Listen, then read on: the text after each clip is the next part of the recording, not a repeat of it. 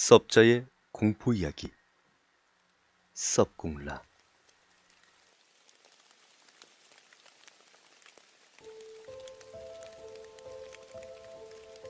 어느 한 남자 고등학생이 살고 있었어요.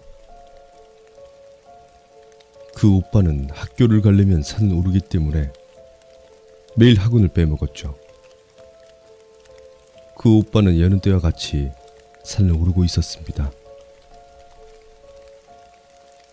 산에서 동물과 식물을 관찰하다가 밤 8시가 된 거예요. 그 오빠는 내려가려고 했지만 앞이 잘 보이지 않아 내려갈 수가 없었어요.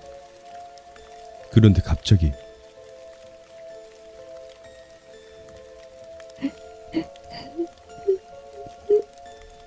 어떡해.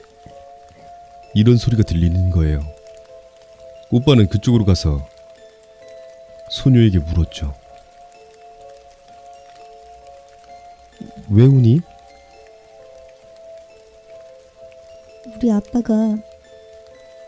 우리 아빠가 주신 시계를 잃어버렸어. 후레쉬도 없고 핸드폰도 없었어라고 하면서 동굴을 가리켰습니다. 오빠의 어깨를 잡아. 같이 가자. 오빠한테는 휴대폰이 있거든. 그래서 그 둘은 동굴 속으로 들어갔습니다. 그런데 아무리 찾아도 시계가 안 보였어요. 어깨는 계속 잡고 있지만 소녀의 인기척이 없어서 뒤를 돌았지요. 그런데 몸통은 없고 두 팔만 피를 뚝뚝 흘리며 자신을 붙잡고 있었다고 합니다.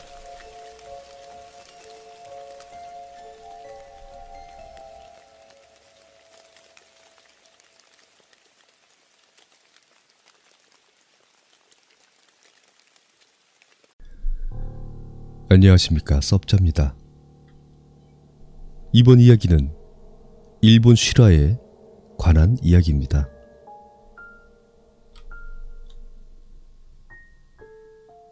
여러분들 집중하세요.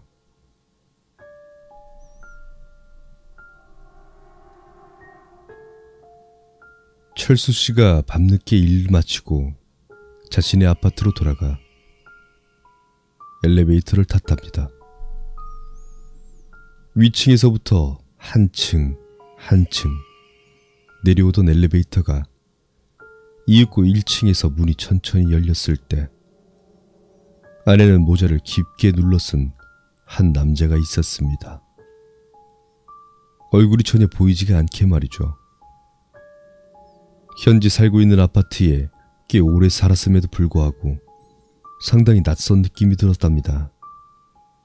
문이 완전히 열리고 자신이 엘리베이터에 올라타면서 고개를 숙이고 있던 그 수상한 남자와 어깨를 부딪혔지만 그 남자는 미안하다는 말 한마디 없이 빠른 걸음으로 아파트를 빠져나갔습니다. 하지만 심신이 지쳐있던 철수 씨는 뭐 그러려니 생각하고는 자신의 집으로 돌아가 옷을 벗었을 때 크게 놀랐답니다. 자신의 외투 어깨 부분에 적지 않은 피가 묻어 있었던 거죠. 바로 그 수상한 남자와 부딪혔던 부분이었습니다. 그 남자가 분명 이 아파트에서 무슨 짓을 벌였을 거라는 확신이 들자 섬찟하고 무서운 기분이 들었지만 워낙 지쳐있던 몸이라 이내 잠들어 버리고 말았습니다. 다음 날 이른 시간 누군가 자신의 집 초인종을 누르는 소리에 철수 씨는 잠이 깨었습니다. 현관으로 나가 구멍으로 확인해보니 웬 경찰이 서 있었습니다. 경찰을 보니 어젯밤 확실히 무슨 일이 있긴 있었구나 하는 생각이 들었습니다.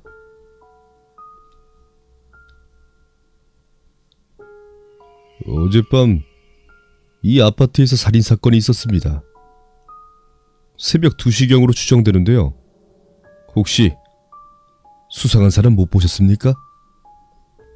문 밖에서 들려오는 경찰의 단호한 물음이었지만 철수 씨는 잠시 망설였습니다.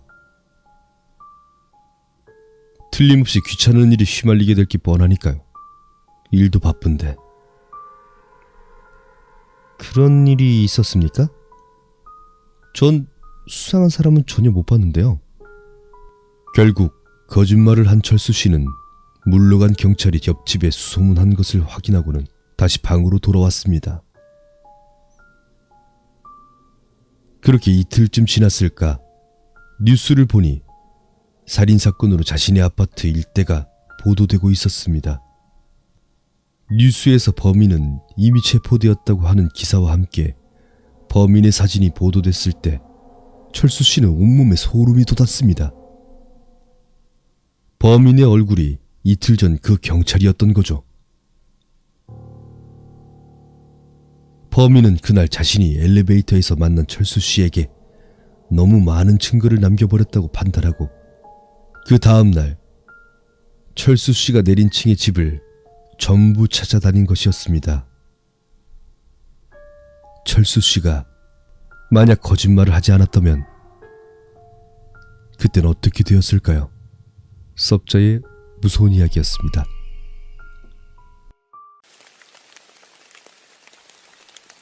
섭자의 공포 이야기. 섭공라. 이른 새벽 아침 운동하러 공원에 갔다.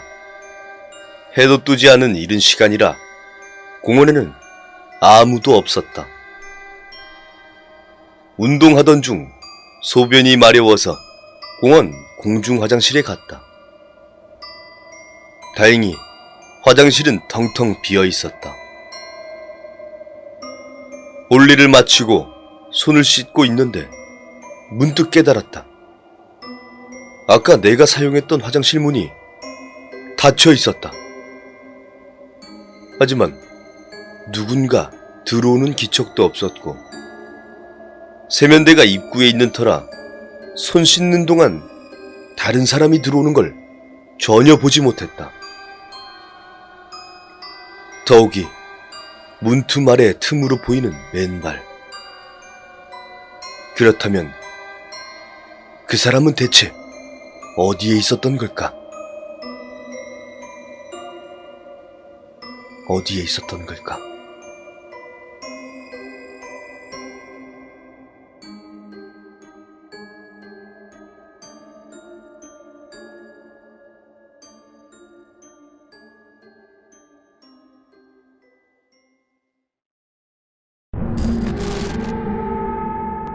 섭자의 공포 라디오가 시작됩니다. 일본 오사카, 부 히가시 오사카시와 나라 현 이코마시 사이에 1914년 4월 18일에 개통한 철도 터널입니다.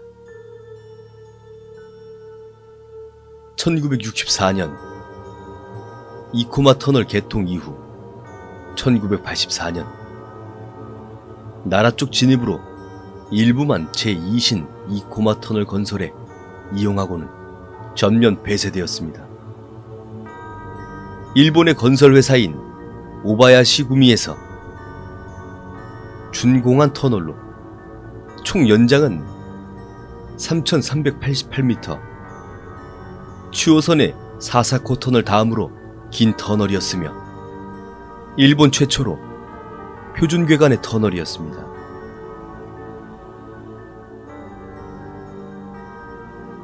오사카와 나라를 연결하던 구간이므로 지금은 긴키 니폰 철도로 흡수 오사카 전기궤도가 사용해오고 있었습니다. 하지만 1946년 이코마 터널을 지나가던 열차의 화재가 발생. 1947년 이코마 터널을 지나가던 급행 열차의 폭발 사고. 1948년 브레이크 고장으로 오사카 방면으로 폭주, 선행 열차와 충돌하는 사건이 일어났고 모든 사고, 그러니까 모든 사고의 원인은 불명입니다. 알 수가 없다라는 이유죠. 결국은 공식적으로 터널 노후화와 공간 협소로 기존 선로를 대폭 직선화 및 이설시키며 신 이코마 터널을 개통하게 됩니다. 구 이코마 터널은 신 이코마 터널이 개통되던 1964년 7월에 폐쇄되었습니다. 이코마 터널의 오사카 측의 쿠사에 자카역도 함께 폐쇄되었습니다.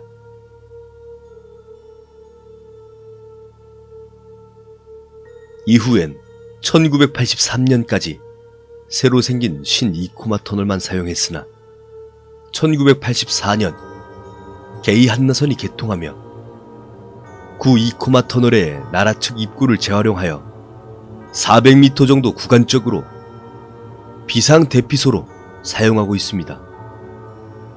이 터널은 일제강점기 시절 조선에서 데려온 조선인들을 강제로 동원하여 건설하였으며 건설 현장에 동원된 조선인들은 낙석 사고나 폭행과 같은 가혹행위를 당했으며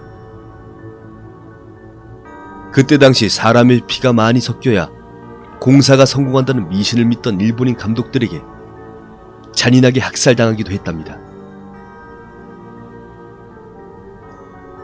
특히 이코마 터널 자체가 강삭선 건설 방식까지 검토했을 정도로 험난한 구간이었고 1913년 1월 26일에는 낙반 사고가 발생하여 일을 하던 조선인 노동자 152명, 매몰 및 사망자 20명이라는 인명피해까지 발생했습니다. 터널 완공 후 근처에 사는 주민들이 귀신을 자주 목격하였고 갖가지 사고가 발생되어 폐쇄까지 이어졌으며 현재는 일본의 3대 심령 스폿으로 알려졌습니다. 터널 옆엔 조선인들이 세운 보덕사가 있으며 사찰 내에는 1977년 긴키 니폰 철도와 지역 인사의 지원을 받아 세워진 한국인 희생자 무연불위령비가 당시 공사에 참여했던 조선인들의 넋을 기리고 있으며 1922년 스미 작가의 다리 없는 강이라는 책에 이코마 터널에서 억울하게 죽은 조선인들의 한 때문에 잇따른 사고가 발생한다는 내용이 담겨 있어 더욱더 조명되고 있습니다. 하지만 논란이 된 직후엔 일본 정부는 노코멘트로 일관 중입니다. 스미 작가에 의한 기이한 일에 의하면 이코마 지역에 살았던 증언자들이 말하기를 당시 동원되었다가 살아남은 조선인 노동자들의 행방이 묘연해졌으며 그 근처엔 조선 한복에 상투를 튼 형상의 귀신을 목격한 사람이 굉장히 많으며 터널 벽에 저절로 써지는 한글 낙서를 보았다는 사람이 한둘이 아니라고 합니다. 또한 보수공사를 실시해 이코마 터널을 쇄신하려고 했지만 작업만 시작하면 일어나는 사고들과 계속되는 인부들의 귀신 목격담, 그리하여 결국은 출입 금지 선언을 했다고 합니다.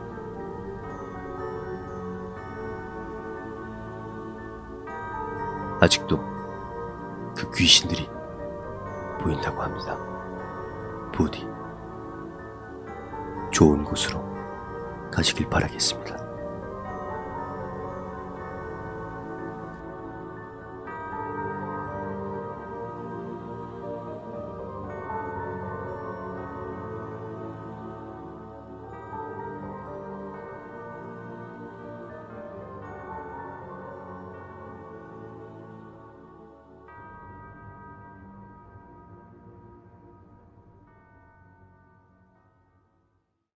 지금부터 이야기를 시작할 거야. 오늘은 또 어떤 이야기가 우리를 기다리고 있을까? 자, 그럼 이야기 듣기 전에 구독과 좋아요 다들 알지? 알람까지 해주면 더 좋고 고마워. 자, 그럼 이야기를 시작할게. 여러분께 돈에 얽힌 이야기를 들려주고자 합니다. 어떤 여자아이가 혼자서 산에 놀러 갔다가 우연히 엄마 잃은 사슴을 만났다. 먹던 과자를 나눠주며 금방 친해진 여자아이는 사슴과 함께 사이좋게 뛰어놀기 시작했다.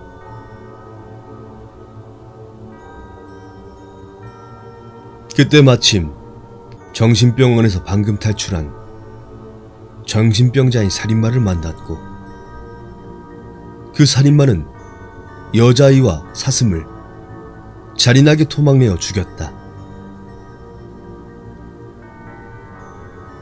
죽은 여자아이의 아버지는 집회회사에 다니는 사람이었는데 딸의 죽음에 너무 상심한 나머지 딸의 죽음이 영원히 잊혀지지 않게 지폐에 새겨 넣어야겠다고 생각했다. 그래서 50원짜리에 새겨져 있는 별을 딸아이의 머리카락으로 만들어 숨은 듯 새겨 넣었고,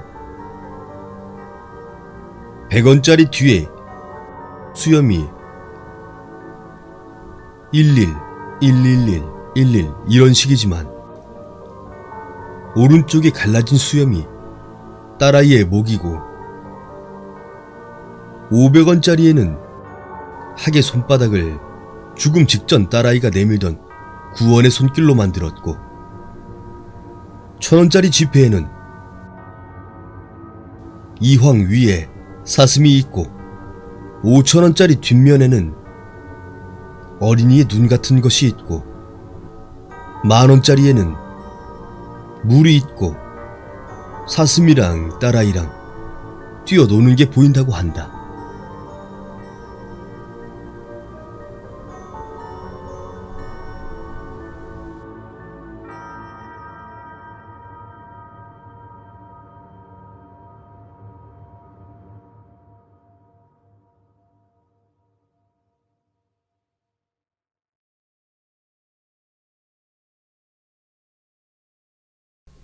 어느 대학의 방송동호회에서 여름 특집으로 귀신이 나온다는 산에 촬영을 가게 되었다. 방송국 프로그램 제작회사가 자금과 기재까지 지원해 주어 촬영이 잘 되면 프로그램으로 사용한다는 이야기도 있었기에 그들은 흥미로운 마음으로 떠났다. 그들이 간 곳은 자살 명소로 알려진 고개로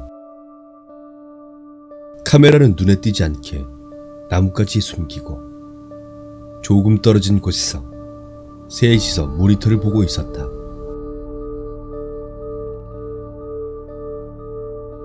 그러던 중 카메라 배터리를 교환할 시간이 되어 부장이 카메라를 숨긴 곳에 갔다 왔는데, 돌아오자 남아있던 2명이 새파래진 얼굴을 하고 있었다. 뭐야? 야, 왜 그래? 왜? 뭔 일 있어? 부장이 배터리 교환하러 나가자마자 자살하는 사람 찍혔어요. 부장이 모니터를 확인하자 분명히 고개에서 자살하는 여자가 찍혔다. 결국 이 기획은 장난이 아니다라고 생각한 부장은 즉시 촬영을 중지시키고 도망치듯이 그곳을 떠났다.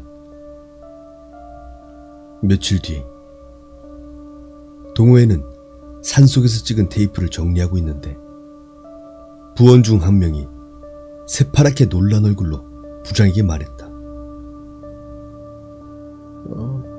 부장, 그거 진짜였어요. 어? 뭐가 진짜야? 그 자살한 여자요. 카메라를 보고 웃으면서 뛰어내렸어요.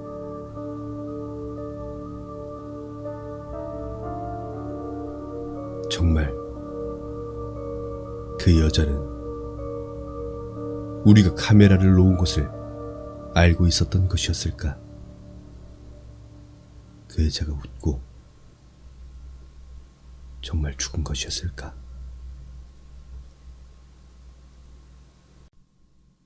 저희 언니가 중학교 때 겪은 일입니다. 언니는 전농동 사거리에 위치한 전농여중에 다녔습니다. 학교 주변에 골목이 미로처럼 많고 골목에는 집들이 다닥다닥 붙어 있었습니다. 어느 날 저녁 학교에서 돌아오는 길이었습니다. 언니는 어두컴컴한 골목길을 집 근처에 사는 친구와 함께 걷고 있는데 할머니 한 분이 어느 집 대문을 열심히 두드리고 계셨답니다. 할머니께서는 정말 온 힘을 다해 두드리고 계셨는데 이상하게도 그 집에서는 아무도 나오지 않았다고 합니다. 평소라면 지나쳤을 언니지만 할머니께서 너무 힘들게 두드리시는 것 같아 도와드리려고 했답니다. 할머니, 왜 그러세요? 뭐 도와드릴까요? 하지만 할머니께서는 아무 말이 없었고 그냥 돌아서려는데 갑자기 친구가 언니의 팔을 잡고 달리기 시작했습니다. 숨을 몰아쉬면서도 뒤도 돌아보지 않은 채 한참을 달렸고 집 앞에 도착해서야 친구는 걸음을 멈췄습니다.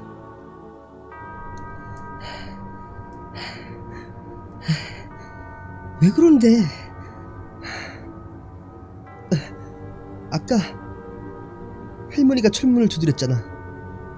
근데 그렇게 두드리는데 왜 아무 소리가 안 났지?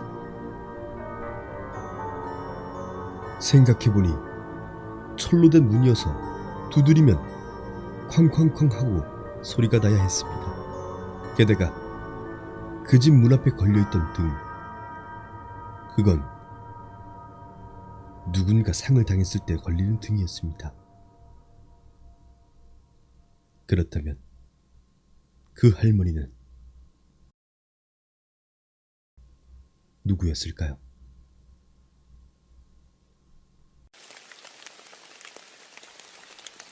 섭자의 공포 이야기 섭공라. 일어났을 때 나는 아무것도 없는 하얀 방에 있었다. 왜 그곳에 있는지, 어떻게 거기까지 왔는지 전혀 기억이 나지 않았다. 그냥 눈을 떴을 때 나는 그곳에 있었다. 잠시 멍하니 상황 파악을 하지 못한 채 있었더니 갑자기 천장 근처에서 목소리가 울렸다. 오래된 스피커였을까? 잡음이 섞인 이상한 목소리였다. 목소리는 이렇게 말했다. 여기서부터 나아갈 길은 인생의 길이며 인간의 업보를 걷는 길, 선택과 고민과 결단을 요구한다. 걷는 길은 많은 길 중 하나. 결코 모순 위를 걷지 않도록. 열리는 소리에 그제서야 눈치챘지만 내 등 뒤에는 문이 있었다. 옆에는 붉고 눅눅한 문자로 전진이라고 적혀 있었다. 문 뒤는 역시 흰 방이었다. 정면의 벽에 다음 방으로 통하는 듯한 닫힌 문이 있었다. 오른쪽에는 TV가 있었고 그 화면에는 많은 사람들이 비쳐 있다. 왼쪽에는 침낭이 있었는데 무엇인가가 안에 들어있는 것 같았다. 그리고 이런 내용의 종이가 방 중앙에 놓여 있었다. 세 가지의 선택지가 있습니다. 첫째, 오른쪽에 TV를 부수는 것. 둘째, 왼쪽에 사람을 죽이는 것. 셋째, 당신이 죽는 것. 첫 번째를 선택하면 출구에 다가갈 수 있습니다. 당신과 왼쪽의 사람은 살지만 대신 TV에 보이는 사람들은 죽습니다. 두 번째를 선택하면 출구에 다가갈 수 있습니다. 대신 왼쪽 사람의 길은 여기서 끝입니다. 세 번째를 선택하면 사람들은 살아남습니다. 축하해요. 단, 당신의 길은 여기까지입니다. 말도 안 돼. 그러나 나는 그 상황을 바보 같다고 생각할 수가 없었다. 오히려 공포로 덜덜 떨었다.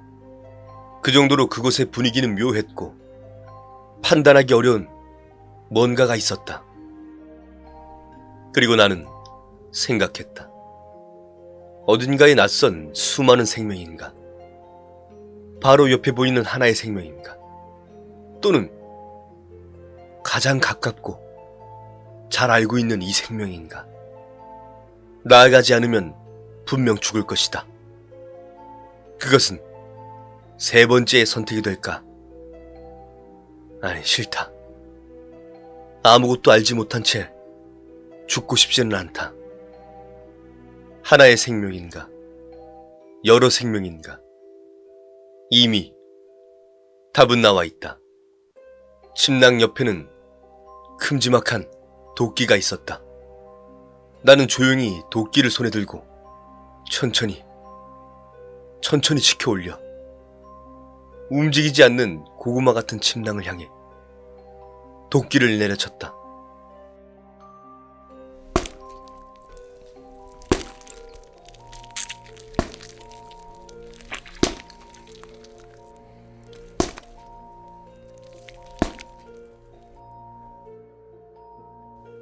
둔탁한 소리가 손에 감각이 전해진다. 문이 열리는 기색은 없다. 나는 다시 한번 도끼를 휘둘렀다. 얼굴이 보이지 않는 익명성이 죄책감을 마비시킨다.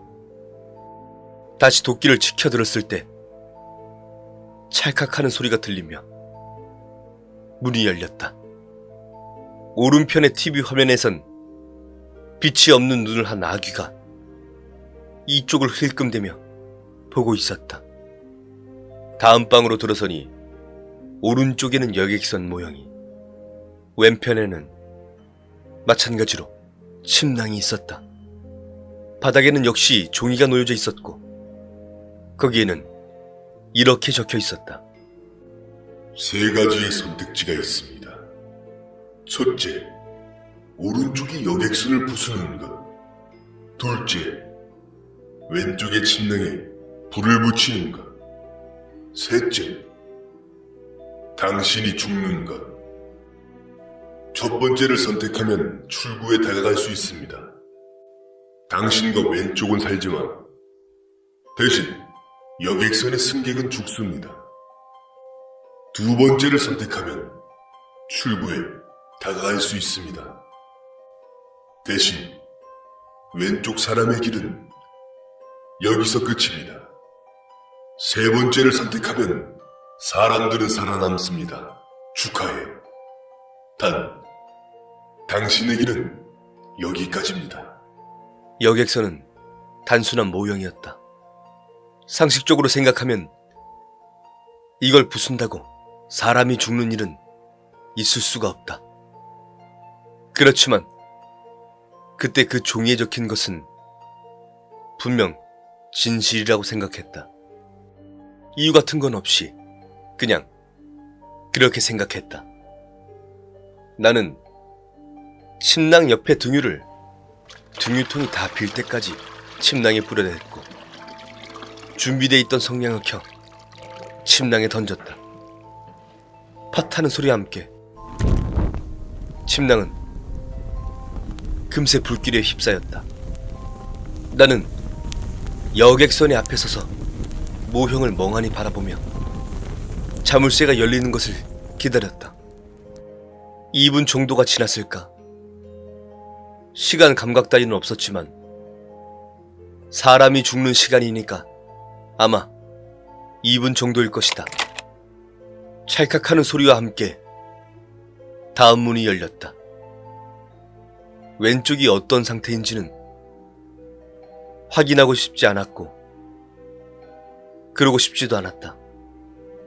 다음 방에 들어서자 이번에는 오른쪽에 지구본이 있었고 왼편에는 또 침낭이 있었다. 나는 빠르게 다가가 종이를 들고 읽었다. 3가지의 선택지가 있습니다. 첫째, 오른쪽의 지구본을 부수는 것. 둘째, 왼쪽의 침낭을 쏘는 것.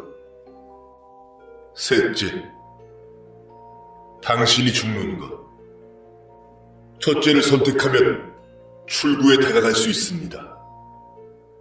당신과 왼쪽의 사람은 살지만 대신 세계 어딘가에 핵이 떨어집니다. 두 번째를 선택하면 출구에 다가갈 수 있습니다. 대신 왼쪽 사람의 길은 여기서 끝입니다. 세 번째를 선택하면 사람들은 살아남습니다. 축하해요. 단, 당신의 길은 여기까지입니다. 생각이나 감정은 이미 완전히 마비되어 있었다. 나는 거의 기계적으로 침낭 옆에 권총을 쥐고 공이치기를 당긴 뒤 곧바로 검지손가락에 힘을 주었다. 하고 메마른 소리가 났다.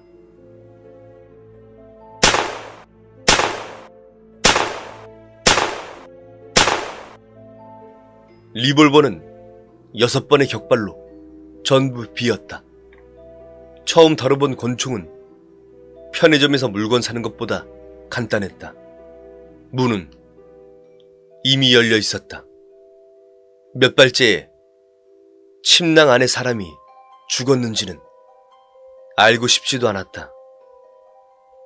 마지막 방은 아무것도 없는 방이었다. 무심코 나는 엇하는 소리를 냈지만 여기가 출구일지도 모른다는 생각을 하고 조금 안도했다. 겨우 도달했다. 그렇게 생각하고 그러자 다시 머리 위에서 목소리가 들렸다. 마지막 질문. 3명의 인간과 그들을 제외한 전 세계의 인간, 그리고 너. 죽인다면 무엇을 고르겠는가? 나는 아무것도 생각하지 않고 조용히 지금까지 걸어온 길을 가리켰다. 그렇게 하자 또 머리 위에서 목소리가 들렸다. 축하한다. 너는 일관성 있게 길을 선택했다. 인생은 선택의 연속이며 누군가의 행복 뒤에는 누군가의 불행이 있고 누군가의 삶을 위해서 누군가의 죽음이 있다. 하나의 생명은 지구보다 중하지 않다. 너는 그것을 증명했다. 그러나 그것은 결코 생명의 무게를 부정하는 것이 아니다. 마지막으로 하나하나의 생명이 얼마나 무거운지를 체감해주기 바란다. 출구는 열렸다. 축하한다. 나는 멍하니 그 소리를 듣고 안심한 듯한 허탈한 듯한 감정을 느꼈다. 어찌됐든 전신에서 단번에 힘이 빠지고 비틀비틀거리며 마지막 문을 열었다. 빛이 쏟아지는 눈부신 장소. 눈을 가리고 앞으로 걸어가면 다리에 퍽 하고 무엇인가가 부딪혔다. 세계의 영정이 있었다. 아버지와 어머니와 동생의 영정이.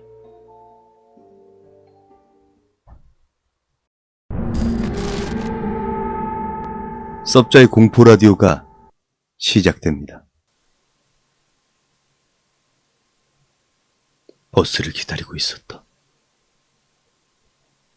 어느덧 밤도 깊어져 막차를 타야 할 시간이었다. 늦은 시간이어서 나를 제외하고 버스를 기다린 사람은 한 명뿐이었다. 얼굴의 하반부가 완전히 마스크로 덮여 있었다. 젊은 여자 같았다. 내가 이상하다고 생각하고 있지. 그 여자가 갑자기 나에게 말을 걸어 나는 꿀먹은 벙어리가 되었다. 여자의 목소리는 묘하게 낮았다. 아니요. 딱히 그렇게는 생각 안 했어. 여자는 소리를 높여 웃기 시작했다.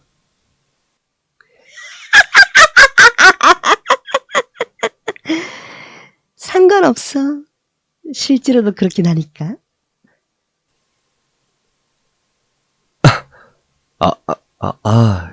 예. 나는 여자가 무서웠다. 옛날에 이런 여자가 나오는 이야기들을 들은 적이 있었다. 그 이름을 기억해내려는데 조금 걷지 않을래? 어차피 버스는 더 이상 오지 않을 테니까. 여자의 말에 깜짝 놀라 손목 시계를 보니 이미 시간은 12시가 넘어 있었다. 막차는 이미 떠난 뒤였던 것이었다. 여자는 혼자서 걷기 시작했다. 나는 고개를 갸우뚱거리면서도 호기심으로 여자를 따라가기로 했다. 밤길에는 독특한 분위기가 있지? 멍하게 있다가는 어둠에 빨려 들어가 버릴 것 같은 그런 거 말이야. 무엇을 말하고 싶은 것인지 감이 오지 않았고 점점 으스스해지는 것만 같았다. 저기 뭐라고 부르면 되나요? 나는 여자의 등을 바라보며 말했다. 처음엔 여자가 뭐라고 말했는지 들리지 않았다. 입 짓는 여자. 입 짓는 여자. 그 순간 나는 떠올랐다. 어릴 적 자주 듣던 괴담을. 장난으로 위협하는 것 같지. 그렇지만 사실이야. 어느새 비가 내리기 시작했다. 뺨이 차가웠고 여자는 마스크를 벗었다. 환웅이 맺혀서 확실히 찢어져 있는 것 같은 느낌에 옆으로 길게 파인 입이었다. 나는 말을 잃었다. 여자는 멈춰서서 중얼중얼 사고로 입이 찢어졌다는 것, 응급처치를 했지만 이미 늦었다는 것부터 입 찢어진 여자가 된 사연을 이야기해 주었다. 여자는 말을 멈추었고 나는 더 이상 무슨 이야기를 해줘야 할지 몰랐다. 여자는 고개를 숙인 채 울고 있는 것처럼 보였다.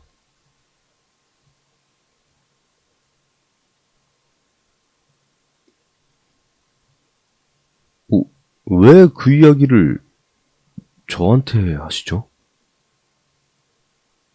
여잔 내 말을 무시하고 다시 이야기를 시작했다. 에이즈 통계에 관한 이야기를 알고 있어? 미국의 유명한 교수가 자기 수업의 학생들에게 만약 자신이 에이즈에 걸리면 어떻게 할 텐가 라고 묻더래. 몇 년에 걸쳐서 수많은 학생들에게 그 결과는 어땠을 것 같아?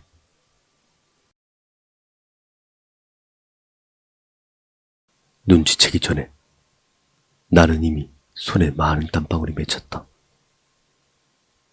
이상한 점을 알아차렸다. 왜 이 여잔 버스가 오지 않은 걸 알면서 버스 정류장에서 기다렸을까? 그리고 여잔 말을 이어갔다.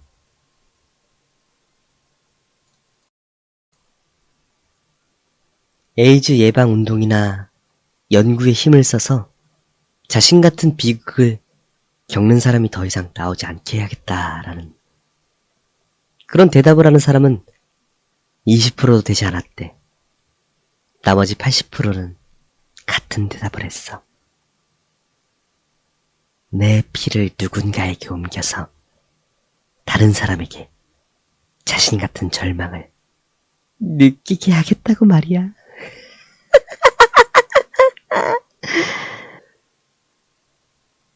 여자의 목소리는 귓가 바로 옆에서 이야기하는 것 같았다.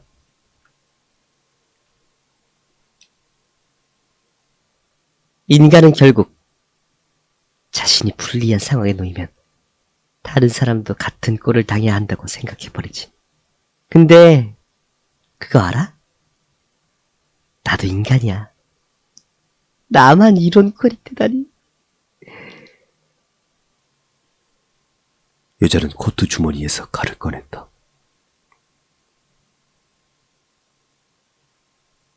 여자는 기묘한 미소를 띄우며 다가왔고 비는 점점 더 강하게 내렸다. 정적이 흘렀다. 여자는 더욱더 미소를 크게 지으며 말했다. 처음에 내가 말했지. 나는 입 찢어진 여자가 아니라 입 찢는 여자라고.